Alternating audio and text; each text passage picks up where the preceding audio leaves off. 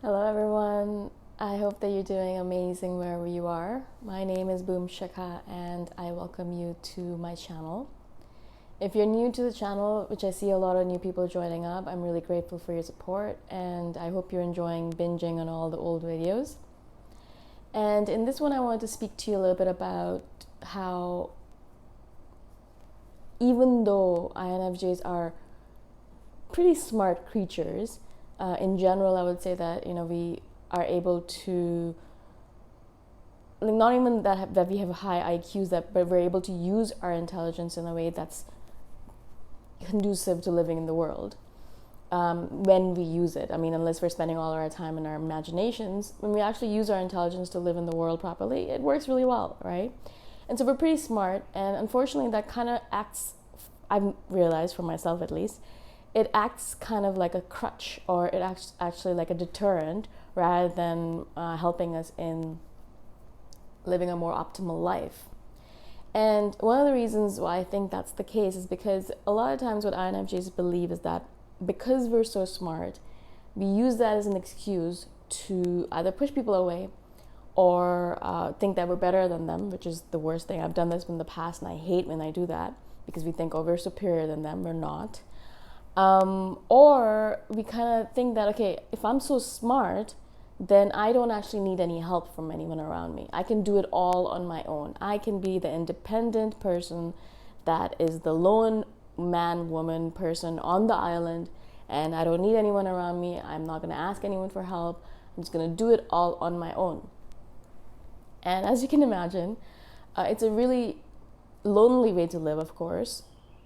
That's not even saying anything about it, but also it's not the right way to do things, because as the world moves really quickly and faster and more information is gained and more things are happening in the span of a few seconds, like just the world is moving at such an expansive rate that a single individual human being on this planet is going to be able to do very little on their own.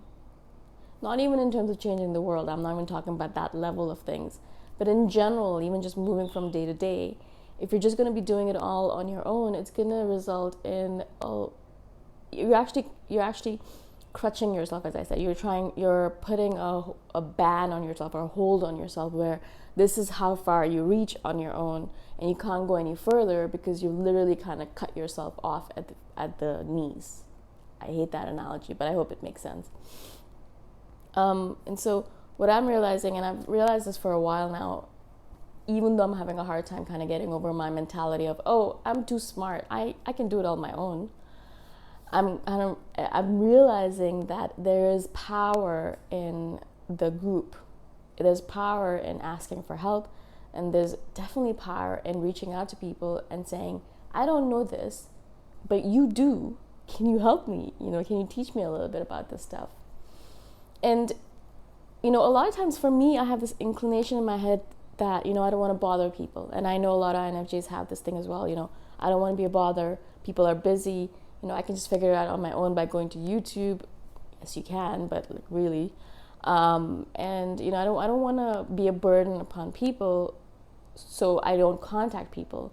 But recently, I have really been reaching out. Like, I've really been trying to reach out. Whenever I have a question, instead of going to Google, which is my first inclination, I'll just ask a person that I know will have the answer, that I believe will have the answer.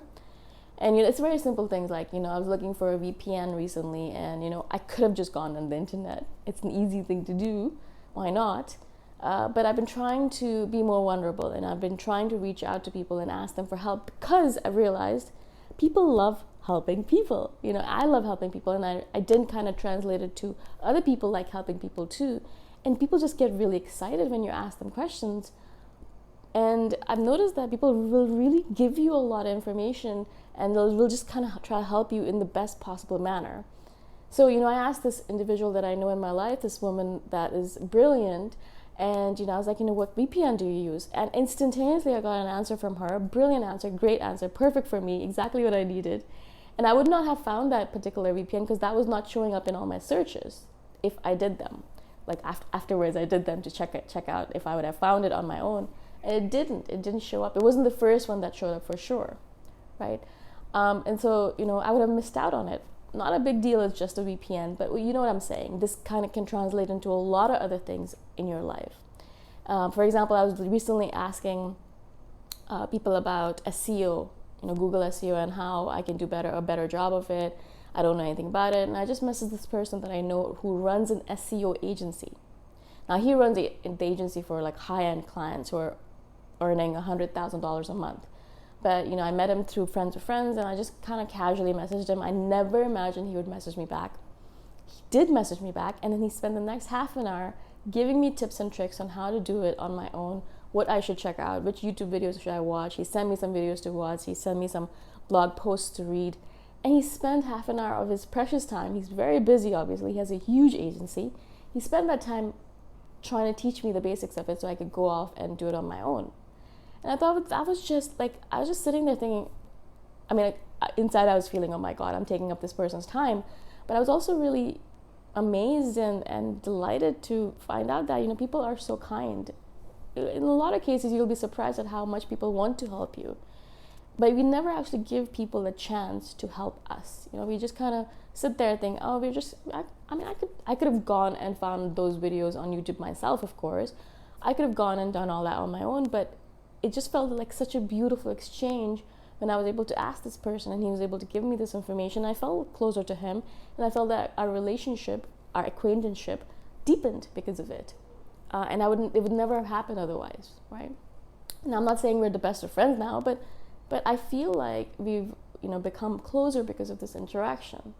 And in general, this is how I've been really trying to do things. I know it takes a little bit extra time, and sometimes it's just quicker to just go Google things. But when I do have the time, and when I do think that this is going to be useful, then I will go and ask people about things.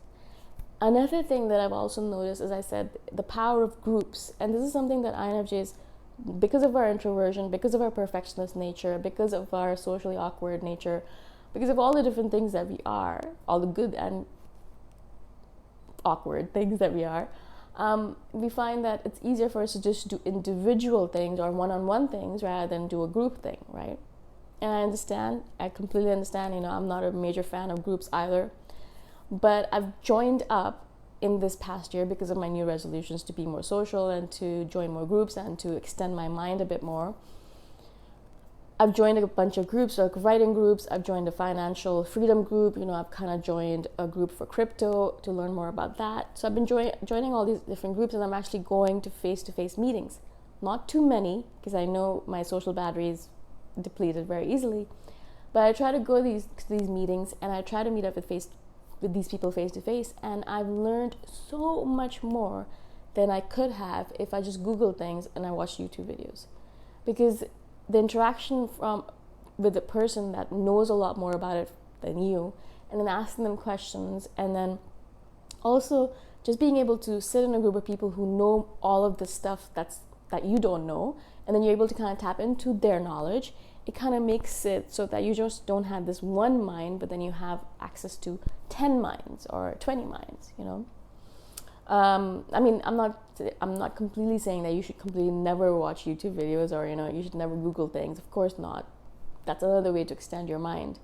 But if possible, if you have the capability or if you have the possibility of joining a group or, extending yourself by asking for help or going out there rather than just staying here, then I would absolutely recommend it. I'm really realizing for me that has been a game changer this year. And it's also because, I'm kind of getting to that the point where I'm actually really sick and tired of Zoom meetings, and I'm also more comfortable with myself, and I can be social. I know what my limits are, so I can be social without reaching those limits. Also, I know how to choose people now that are not going to drain me. And if I do find that they're draining me, I know when to leave so that I don't get stuck there. And I'm very good at saying no. So all of these things are helping. I'm better at boundaries. So all of these things are helping to make sure that I don't get drained and completely exhausted by these interactions. If you're not there yet, maybe you would want to do one of these meetups a month, or one of these a week, depending on your level. But I do highly recommend that if you are noticing that you're stagnating or you're plateauing in any way, shape, or form, and I noticed that was happening to me, that it's important for you to start reaching out to people and asking for help, because you're not so smart that you don't need help. In fact, the way the world is moving right now, if you really get stuck into your individuality, then you're going to notice that you're going to be left behind, because there's just too much information out there. It's not possible for one person to know it all. It's just so much information being added every single moment of every single day, that if you said, okay, I'm gonna read everything up on it, you're not gonna be able to do it, right? But when you're in a group of people, everyone's reading something different, everyone's kind of accumulating knowledge in a different fashion, accumulating different knowledge as well in a different fashion. And so you're able to access all of that. You're able to sit down and be like, okay, so what did you learn about this? And then learn from that. And what did you learn about this? And so you don't have to kind of really know everything. Also, you don't have to know everything, because you can just ask them and say, okay, what do you think? What should I do here? And they'll tell you, right? And so a lot of times, this is what I've been doing as well, is like, I've been directly asking them, I'm having trouble with this particular thing. What should I do? And they have answers, they have suggestions for me, and I'm just sitting there thinking, wow, like I would never have gotten these answers on my own.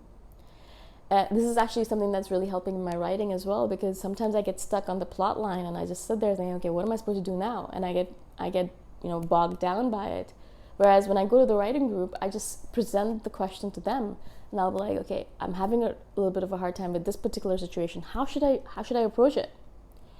And 4 different people will have 4 different answers, and I can pick the one that I like, and I can choose and I can put it into my novel, and it's so much easier than just trying to mull it out on my own, right? And one of them actually said, it takes a village to write a book. And she kind of asks lots of different people, and she gets people's ideas, and she kind of puts it all together and writes a book. And she's a brilliant writer. And, I really believe that. It takes a village to raise a child. It takes a village to write a book. It takes a village to manage your finances. It takes a village to do anything. You're not going to be able to do it on your own. And so the more you can ask for help, the more you can reach out to people, the more I feel like you're going to optimize your whatever you're trying to optimize, your finances, your life, your relationships, your writing, or whatever it might be. So I hope this helps. I hope this makes sense. I'm not the best at this either. So, it's like I really have to force myself to ask, to be like, okay, go and ask this person for help. But I know the more I do it, the better I'll get at it. So I really wanted to share this with you. If you have any questions, of course, let me know in the comments below, and I'll try to do a video on it. Or I'll try to answer it right away if I can. And again, I'm really grateful for all your support. I really appreciate it. And I shall see you in the next one. Bye.